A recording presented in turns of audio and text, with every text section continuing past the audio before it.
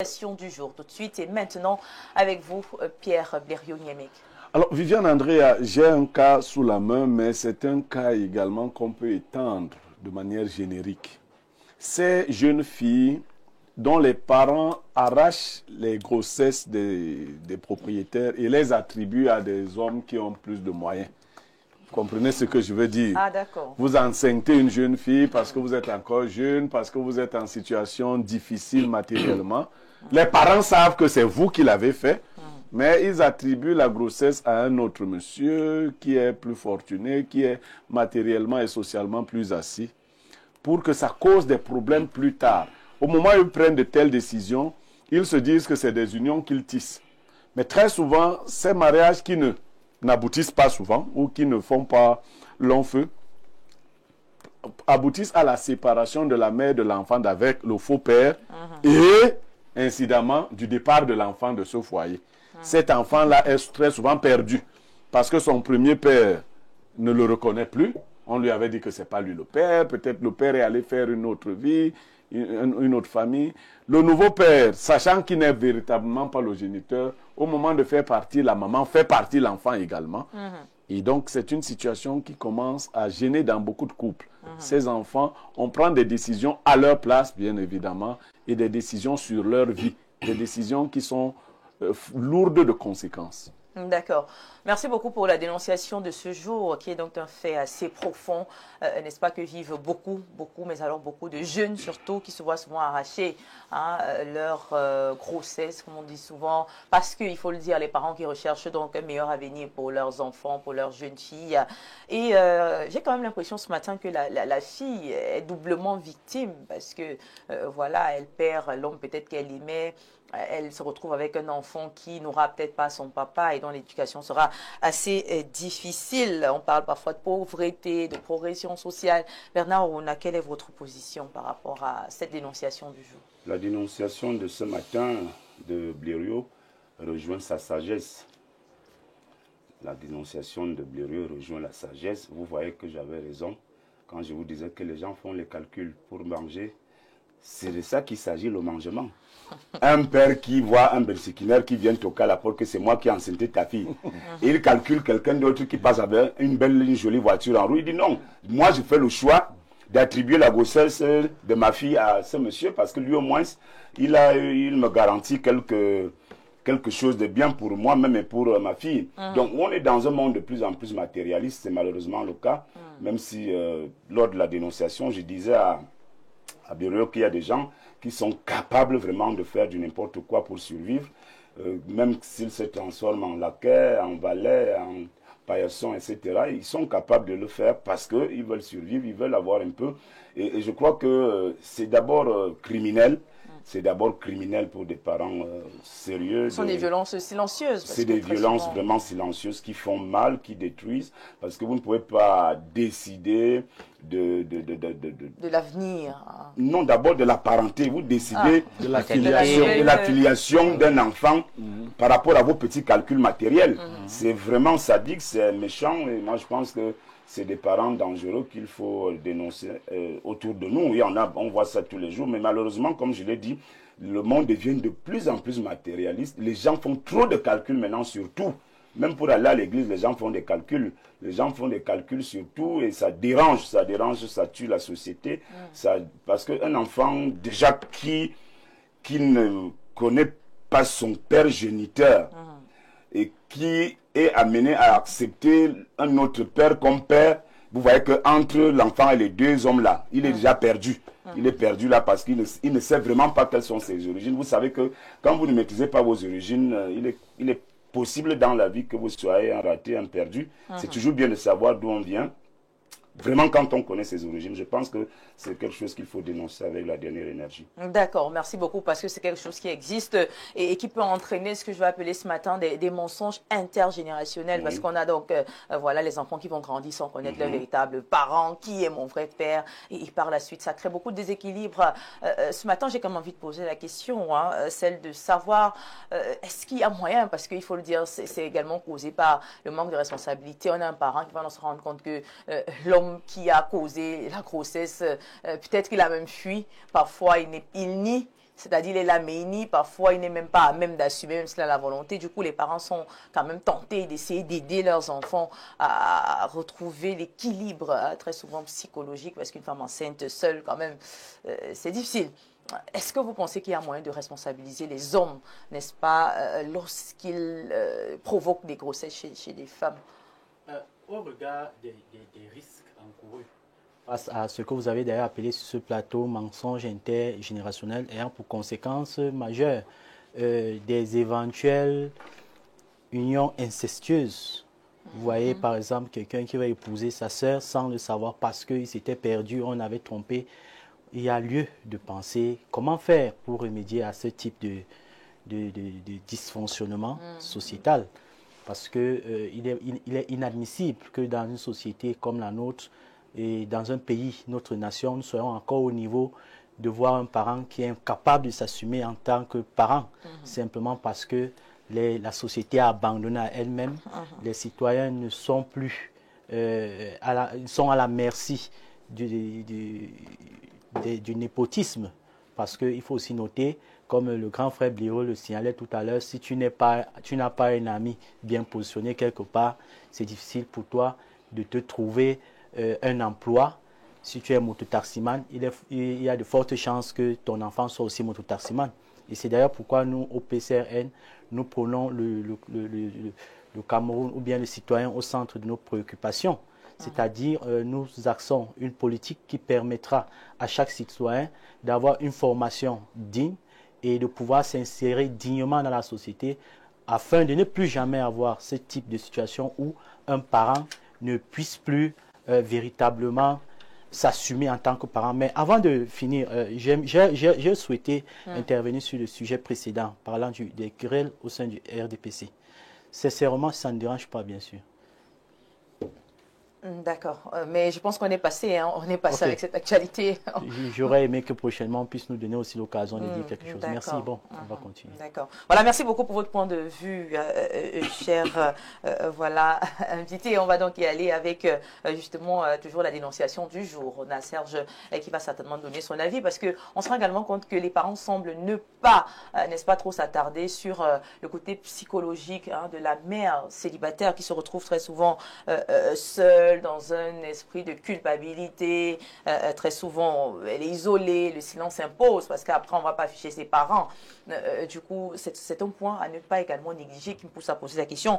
Est-ce que la société protège suffisamment les droits des jeunes mères?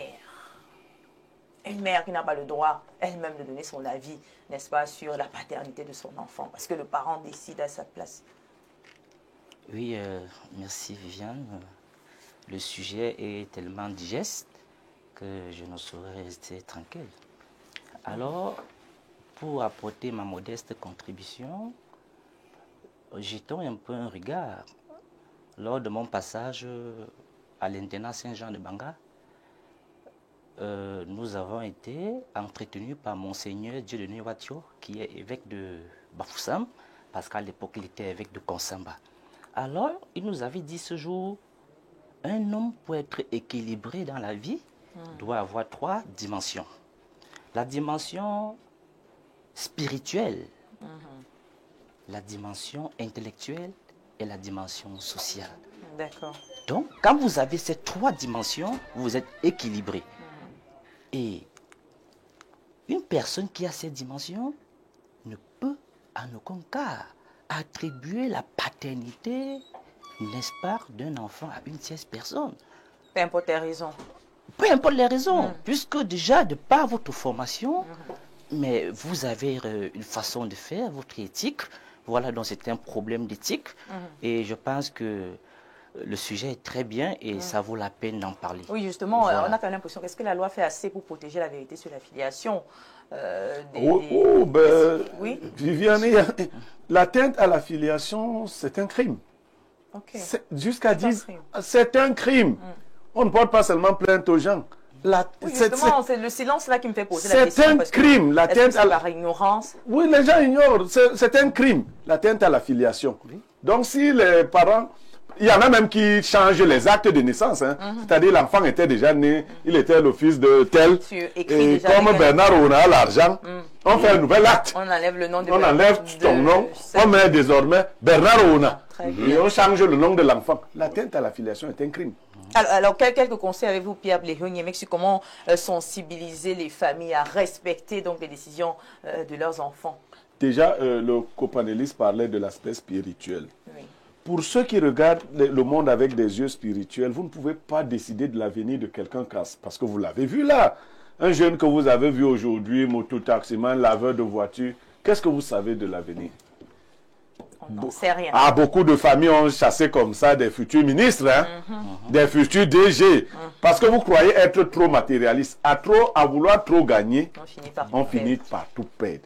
Donc, le vrai matérialisme même consiste à laisser la vie se faire. Si le jeune homme montre de la responsabilité, c'est son enfant. Vous-même, d'ailleurs, les parents qui font ça pour la plupart, c'est des pauvres. C'est-à-dire que tu es chez ton oncle, lui-même est pauvre, sa femme est pauvre. Lui refuse que toi tu fasses un enfant avec un pauvre. Alors que lui, sa femme est venue en mariage chez lui, sachant que lui, il est pauvre. Pauvreté plus pauvreté quand même. Non, mais non, ma cousine avait demandé à sa tante. Oui. Tu dis que mon show est pauvre. Toi, ton mari, c'est riche. Non, il faut laisser les gens s'assumer. Et l'enfant est un don du ciel. Vous ne savez pas ce qu'il peut apporter comme modification dans les vies des gens. Si votre fille allait avec un pousseur et ils ont eu un enfant, c'est l'enfant du pousseur qui assume sa paternité. L'autre monsieur, il faut lui parler. Ceux qui acceptent les enfants qui ne sont pas les leurs, le sachant souvent. C'est une perte de temps, Viviane. Très souvent, dans la famille, se trouve toujours quelqu'un qui va venir révéler à l'enfant que le type, ce n'est pas ton père. Moi, je connais ton père. Et la tragédie de l'histoire fait souvent qu'entre-temps, le père est devenu quelque chose. Vous voyez, on dit à l'enfant, parce qu'à la maison, derrière le maltraite, on dit, je connais ton père. C'est lui le SP du ministre de la Santé publique. Comme les enfants naissent aussi, ils trouvent le matérialisme, comme Bernard Ouna. Lui-même est devenu matérialiste. Ouais. Moi, j'ai un cas sous la main d'un enfant qui a découvert son père alors qu'il avait 26 ans. Vous savez, il voulait aller en Europe jouer au football. Il découvre que son père a été un joueur international. Qu'est-ce qu'il foutait encore avec le mari de sa mère? Il a rejoint son père en scène internationale. Alors... Le mari de sa mère est resté, on l'appelle Monso, ça veut dire les mains vides. C'est le nom qu'on donne aux gens qui prennent les enfants des autres. Tu finis par t'appeler Monso, c'est-à-dire les mains vides. Parce que l'enfant rentre chez son père. C'est son vrai père. Voilà. Donc voilà, merci beaucoup d'avoir évoqué ce sujet ce matin, Pierre Bléhou-Niémé. C'est une situation que vivent beaucoup, mais alors beaucoup de familles. Il y a des hommes qui sont réduits au silence, ceux qui perdent donc leur dignité parce que vous arrachez quand même votre enfant, hein, voilà, que vous reconnaissez. Parce qu'il y a également des papas qui fuient, qui nient, qui abandonnent également leur paternité. Là, peut-être on est obligé, n'est-ce pas, de compléter le vide. Mais pour ceux-là qui connaissent très bien que, voilà, là, ce n'est pas moi et qui acceptent, voilà, d'une part, et ceux-là qui, voilà, se voient arracher leur paternité. Et il est important, n'est-ce pas, de savoir que c'est condamné par la loi, comme l'a dit Bléhou-Niémé ce matin. Alors, on va prendre quelques réactions avant de poursuivre. Bonjour, Viviane Andrea Crush. Et bon début de semaine à vous. Merci. Pour la dénonciation, c'est un problème réel et il faut remettre en question la mentalité des parents et pas la fille, car elles sont généralement petites et naïves et voient les parents comme leur Dieu, et dit Porola. Ah, bonjour, bonjour, bien dit mon père en costard. La vie, c'est le mérite et la responsabilité de chacun de nous. Le père en costard, ils sont tous en costard ce matin. Donc je ne sais pas lequel de mes pères, hein, vous pouvez voir là, tous en costard. Ah, de Blériot. Bon. On peut parler de toi. Ou de Serge. Alors bonjour à vous le plateau, je crois que c'est une situation regrettable, mais qui à la longue peut se terminer de manière tragique. Bekale Meyo, Georges depuis Libreville au Gabon. Merci de nous suivre hein, du côté du Gabon. Bonjour à vous sur le panel. Yann Andrea ne détourne pas la dénonciation. Il s'agit ici d'une situation où le père reconnaît, on n'est même pas au courant, mais la famille décide d'attribuer la paternité à un autre homme plus fortuné. Parfois, c'est avec l'aval de la mère elle-même. Ces cas-là sont légion dans nos familles. Beaucoup de jeunes hommes ici subissent cette injustice. Plus tard, quand le jeune homme trouve une situation sociale stable, on lui attribue des enfants qu'il ne reconnaît pas. Sachez-le, beaucoup de personnes sont envoûtées, tuées dans les pratiques mystiques très facilement parce qu'elles n'ont pas d'origine solide et claire. Blaiseau. Alors, bonjour aux panélistes d'Espace Miné, bonjour les démineurs. Mon petit frère a fait les jumeaux avec une fille récemment, mais la maman de la fille a décidé de donner le nom des enfants au chef de leur village. C'est vrai qu'il n'a pas encore doté la fille, mais je trouve que c'est abusé de la part de cet homme. Bon, on a à voir avec le sujet. Bonjour Blériot, pardon, félicite Onana. Cela va beaucoup l'aider. Apporte-lui ton soutien. André, Onana. oui, mais attends, je vais... Non, non. Oui, le rapport. Non, non, il dit un truc, hein, j'en profite. Moi, je ne félicite pas seulement Onana, je suis un soutien clair d'André Onana. D'ailleurs, il a la chance d'être né un 2 avril comme moi, première chose, et je suis très proche de son grand frère Christian Onana. Je lui envoie des messages clairs de soutien. Il n'a même pas à s'intéresser à la brocante camerounaise qui essaie de le Il dit qu'il a encaissé 494 buts. Ah ben c'est bien. On a fait des comptes. C'est très bien. André Onana n'a pas joué le dernier match. Vous savez, dans les faits. Il a été remplacé. Oui. Et le gardien là, vous savez combien de buts il a pris? 4. Vous savez ce que les supporters de Manchester voulaient fuir. On les a arrêtés. On dit, vous restez là, vous voyez les buts comment ça entre. C'est la défense de Manchester qui a un problème. C'est l'équipe. Voilà, oui, ce n'est pas Onana. C'est l'équipe. Et les Ça gens... change pas quand même qu'Onana, il encaisse toujours. Mais un gardien, ça encaisse. Vous connaissez, On vous connaissez un gardien qui n'encaisse pas? Donc, bon, il faut quand même faire des... Quel est le gardien qui n'encaisse pas? Il y a Dites-moi pas que de tel gardien n'encaisse qui pas. Il n'y en a pas, mais quand même... On en a fait partie des 5 meilleurs gardiens du monde. C'est pas moi qui le classe parmi. D'accord. D'accord? Oui, bien sûr. Et il joue dans les plus grands clubs du monde. Il n'y a pas son pareil actuellement. Merci. Donc moi, je ne sais même pas. Quand tu es né le 2 avril, qu'est-ce que les petits égrisiens là... Bon, c'est eux. C'est eux qui marquent les buts dans le camp de Nana. Excusez-moi un peu. Ce sont les Églisiens qui marquaient les buts. Dans le camp de Nana. Apparemment. Vous savez, Viviane, quand vous dansez de l'eau, vos amis diront toujours, que vos ennemis diront toujours que vous soulevez la poussière. Donc moi, je pense que... Un pro André Onana également. Il a fait ses preuves. Hein. Oui, le 24 de Dieu, en gagnant une Coupe d'Afrique. Le 24 de Dieu, que votre petite Coupe d'Afrique, l'André n'en va vous donner ça. Le 24 de Dieu, d'accord. C'est le patron de l'équipe nationale actuelle. André Onana, c'est le président du football camerounais. Le reste, c'est le passé. Les has-been. Bonjour à Joseph Patrick Bala qui partage certainement votre avis en ce moment. Alors, d'autres messages. Bonjour, monsieur Blériot. Comment faire quand tu es conscient de la paternité et la fille subitement te dit que tu n'es pas le père? Quelques années plus tard, elle revient te dire que c'était ton enfant. ADN 150 000. Ah, d'accord. Le prix ne fait que baisser. D'accord. Comment tu en sais? Même moi, j'ai 15 enfants. Il y en a qui n'ont pas besoin d'ADN. Les autres, je dis, allez, quand on va au centre Pasteur. Au centre Pasteur, 150 000. D'accord. Bonjour, Espace Miné. Dans ces situations, les parents estiment que leur fille mérite mieux que le géniteur de leur enfant. Si votre fille méritait vraiment mieux, elle n'irait pas c'est pas pour depuis 34 ans. Ça peut être très violent. Il est violent, hein? Il doit être victime. Faut pardonner. Il est nerveux. Bonjour, dites à Niamey que Kassongo est nul comme Richard. C'est bien. Bon. Bonjour à vous les démineurs. Moi, personnellement, la dite situation me concerne. J'ai eu à avoir un enfant avec une fille de 18 ans, moi ayant 19 ans. Je n'ai pas pu avoir le courage de prendre mes responsabilités malgré mon bon vouloir à cause de la pauvreté de mes parents et de moi-même. Je me disais que je n'étais pas digne d'être son père pour le moment aujourd'hui. Pour le moment, ok. Aujourd'hui, par la grâce de Dieu, je suis ingénieur, génie informatique. Dieu veille par la grâce de celui-ci. Si je vais bientôt rencontrer ma fille pour la première fois. Non, bon. Tu as joué au bandit. Hein? Non, c'est pas bien. C'est pas le même cas. Quoi. Il y en a qui ont accepté d'être papa malgré la pauvreté, qui ont commencé et après la vie a changé. Moi, je ne suis pas d'accord parce que les hommes qui le font ne pensent pas souvent à la jeune fille qui se retrouve seule. C'est même pas notre dénonciation. Hein. Face à ses parents. Oui, mais il y a cet aspect aussi. Oui.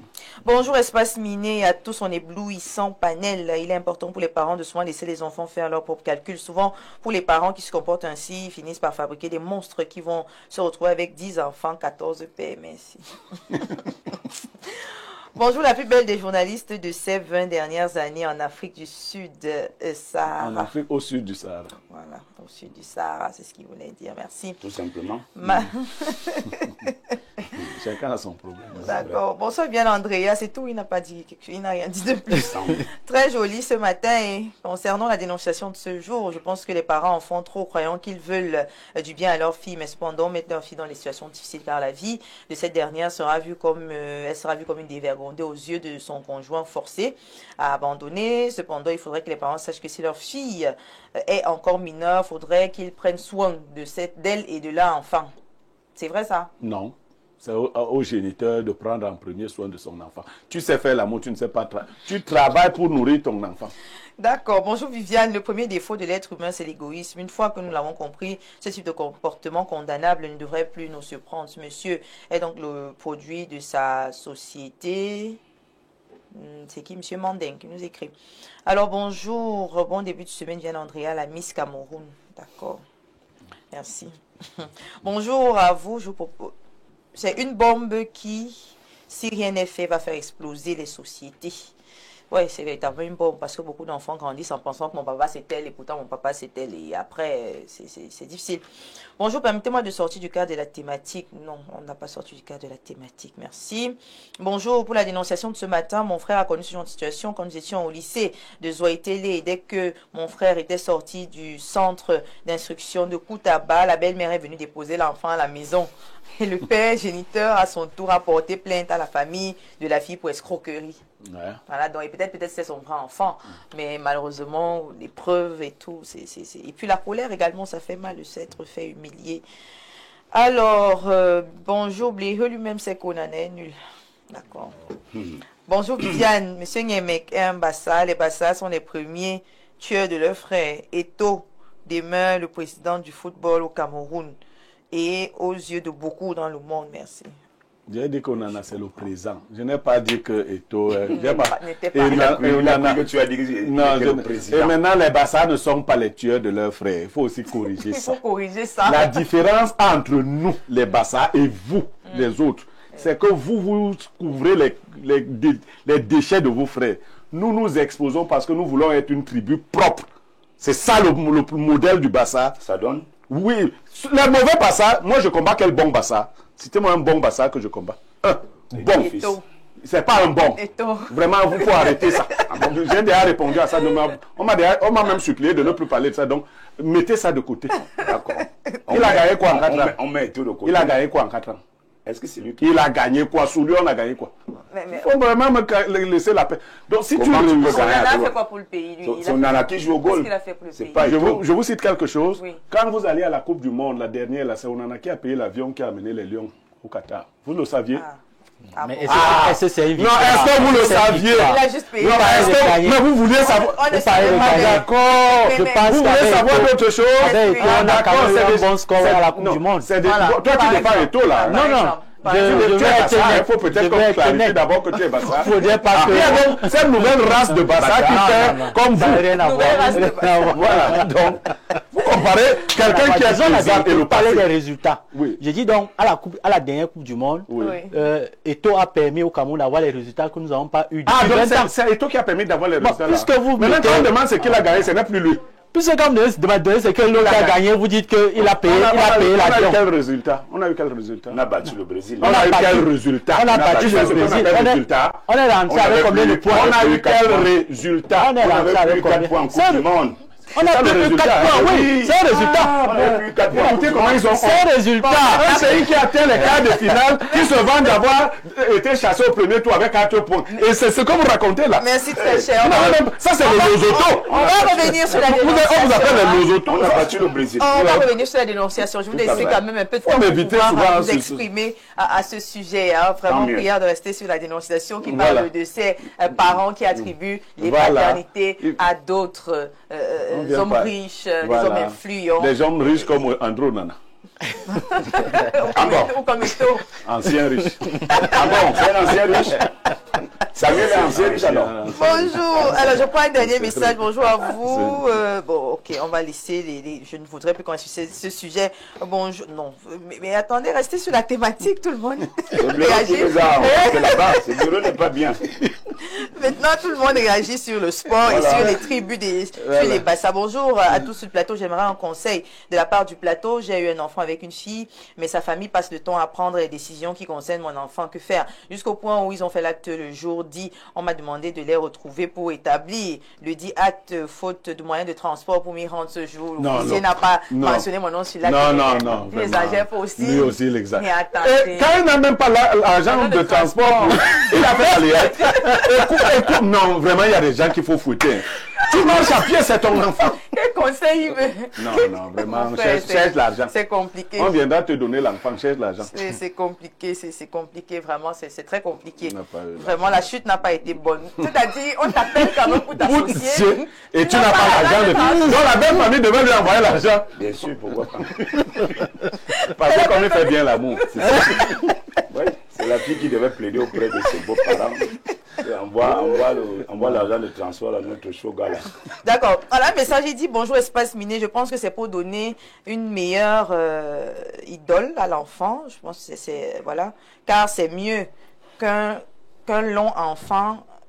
Non, mais attendez. Mais non, je pense qu'on va laisser tomber les messages. Hein. Merci beaucoup parce qu'ils sont nombreux qui réagissent sur autre chose plutôt que sur la dénonciation du jour. En tout cas, on a retenu que ce n'est pas bien. Il faudrait que les parents, n'est-ce pas, changent de mentalité, apprennent à respecter tout simplement la dignité, hein, le choix de leur fille. Si la fille a fait le choix, ça veut dire qu'elle sait qu'elle est capable d'en assumer, de supporter, d'accompagner, n'est-ce pas, son conjoint, le papa de son enfant, n'est-ce pas, allant à la recherche des moyens financiers. Donc voilà. Merci beaucoup. C'était la dénonciation du jour. Mesdames et messieurs, on va y aller avec la troisième et dernière partie consacrée à l'instant de l'analyse, la thématique. Nous allons vous la redonner tout à l'heure, mais d'abord on va faire un coucou à nos partenaires qui nous font confiance. La publicité tout de suite et maintenant.